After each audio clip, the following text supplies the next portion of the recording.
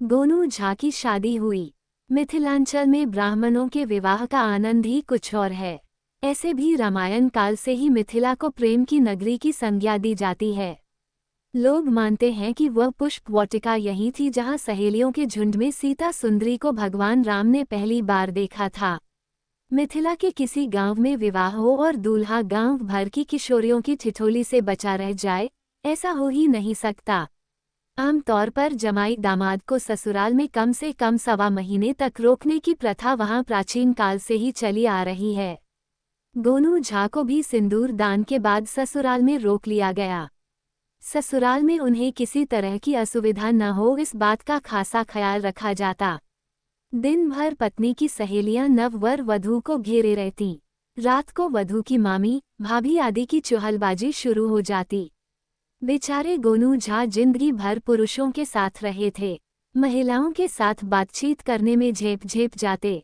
गांव में वधू पक्ष के संबंधियों के घर से उनके लिए तरह तरह के सुस्वादु पकवान बनकर आते, लेकिन हंसी ठिठोली के बीच गोनू झा सही ढंग से भोजन नहीं कर पाते। संकोचवश 2-4 निवाला मुंह में रखते और पानी पीकर उठ जाते। पत्नी अभी किशोरी ही थी। गोनू झा की खुराक के बारे में उसे कोई अंदाज नहीं था, इसलिए वह कुछ बोलती नहीं थी। अपने घर में होने के कारण उसमें कोई संकोच का भाव नहीं था, इसलिए वह अपनी सहजता में भोजन करती, सहेलियों की छेड़छाड़ का आनंद उठाती। गोनू झा के लिए एक एक दिन पहाड़ सा होने लगा।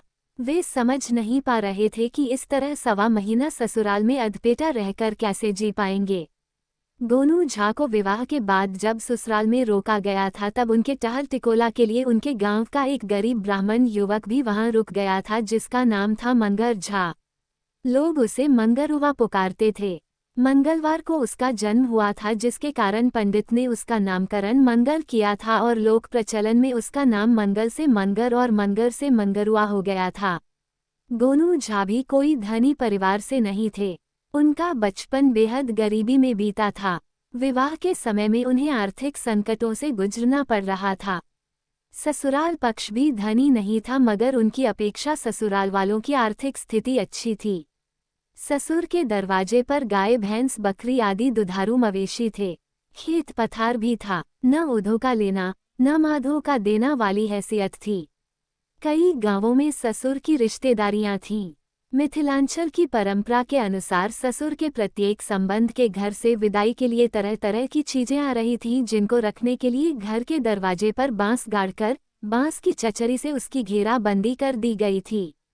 कहीं से कुछ आता, एक चचरी खोल दी जाती और सामान उसमें रख दिया जाता। कहीं से खाजा भरी चंगेरी तो कहीं से बालूशाही, कहीं से मखाने की चंगेरी तो कहीं से लड्डू की चंगेरी।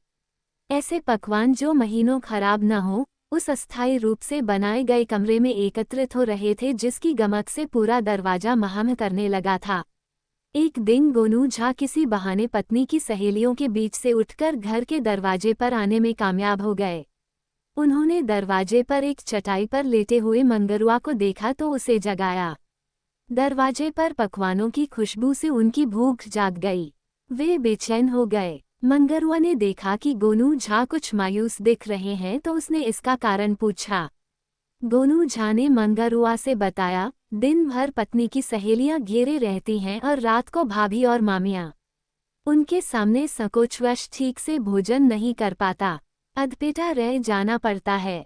अभी तो 7-8 दिन ही हुए हैं, 1.25 महीना कैसे कटेगा, यही सोचते सोचते जी हलकान हो गया है।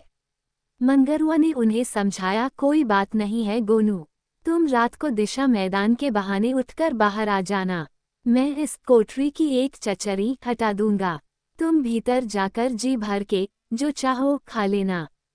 फिर तुम चचरी हटाकर बाहर आ जाना और जाकर सो जाना। लोगों को कानों कान खबर तक नहीं होगी। गोनू झा को मंगरुआ की सलाह पसंद आ गई। लगभग मध्यरात्रि में वे घर से बाहर आए, मंगरुआ को जगाया। मंगरुआ ने चचरी खोली। गोनू झा भीतर घुस गए और एक चंगेरी का ढक्कन खोलकर उसमें टटोल टोलकर पकवानों का अंदाजा करने लगे। अंधेरा होने के कारण अंदाज से ही उन्होंने बालूशाही निकाली और खाने लगे। फिर उन्होंने टटोलकर खाजा निकाला और खा लिया। इसी तरह वे बारी बारी से चंगेरियों का ढक्कन खोलते, किसी से ठेकुआ निकालकर खाते तो किसी से कसाड़। जब उनका पेट अच्छी तरह भर गया तब वे बाहर आने के लिए चचरी हटाने की कोशिश करने लगे, मगर चचरी नहीं खुली। चचरी में कुछ छेद बना दिए गए थे जिनमें कीलें घुस जाती थीं तो चचरी बंद हो जाती थी। मंगरुआ और उनको इस बात का पता नहीं था। गोनू झा ने जब कमरे में घुसकर चचरी बंद की थी तो यह चचरी कीलों में फंस गई थी और गोनू झा समझ नहीं पा रहे थे कि यह चचरी खुलेगी कैसे। थोड़ी देर तक गोनू झा प्रयास करते रहे, मगर जब चचरी नहीं खुली तब वो धीरे धीरे चचरी को थपथपाने लगे ताकि इस हल्की आहट से मंगरुआ उठ जाए और आकर चचरी उठा दे। मगर मंगरुआ को नींद आ गई थी, इसलिए वह चचरी थपथपाए जाने से जगा नहीं। गोनू झा की बेचैनी बढ़ती जा रही थी। उन्हें समझ में नहीं आ रहा था कि करें भी तो क्या करें। यदि इसी तरह बंद रह गए तो सुबह में ससुराल वालों के सामने उनकी भद्द पिट जाएगी। मुंह दिखाने के लायक भी नहीं रहेंगे। इसी बेचैनी में वे मंगरुआ को आवाज लगाने लगे, रे खींच, अरे खींच, खोल, रे खोल। मगर मंगरुआ के खर्राटे थमने का नाम ही नहीं ले रहे थे। चचरी पीटे जाने और खोल, खींच की आवाज से ससुराल के लोगों की नींद खुली।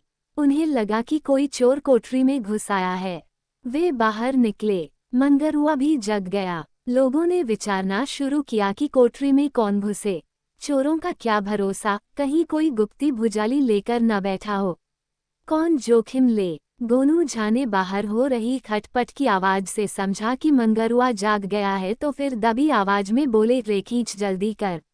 मगर तभी उन्हें किसी की आवाज सुनाई पड़ी, अरे पंडित जी, रात भर ऐसे ही मुंह बाए खड़े रहिएगा कि चोर को पकड़िएगा।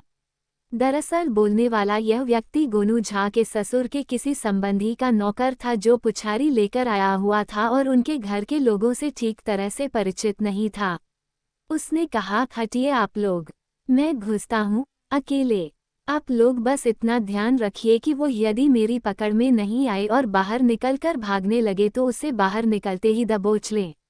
गोनू झा ने जब ये सुना तो उनके पांव के नीचे से जमीन ही खिसक गई। वे एक बड़े माठ के पीछे दुबककर खड़े हो गए। माठ के सिरे पर एक कथरी दही पड़ी हुई थी। पता नहीं गोनू झा को क्या सूझा कि उन्होंने कथरी उठाकर अपने दोनों हाथों में रख ली।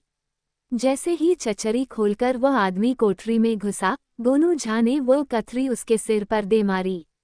कथरी टूट गई और वह आदमी सिर से कंधे तक मलाई की 6 परतों वाली दही से पुत गया। गोनू झा ने उस व्यक्ति को दबोच लिया और चिल्लाने लगे, जल्दी लालटेन लाओ, मैंने खींचो खोलो को पकड़ लिया। वह व्यक्ति इस अचानक हमले से इतना घबरा गया था कि उसे कुछ समझ में नहीं आया कि अंधेरे में उसके सिर पर क्या टूटा और चेहरे की क्या हालत हो रही है। गोनू झा की आवाज सुनकर ससुराल के लोग कोठरी में घुसे और उस व्यक्ति को घसीटकर बाहर लाए और फिर हुई उसकी जबरदस्त धुनाई की। गोनू झा ने बाद में उसे छुड़ा दिया और उसे एक कोने में ले जाकर कहा, बस यहाँ से भाग जाओ, इसी में तुम्हारी भलाई है। वह आदमी सकते में तो था ही, वहां से भाग निकला। सोचा जान बची तो लाखों पाए। और गोनू झा अपनी मस्त चाल में चलते हुए आए। ससुराल के लोग उन्हें मुग्ध नजरों से देख रहे थे। उनकी आंखों में प्रशंसा का भाव था कि कितने बहादुर हैं हमारे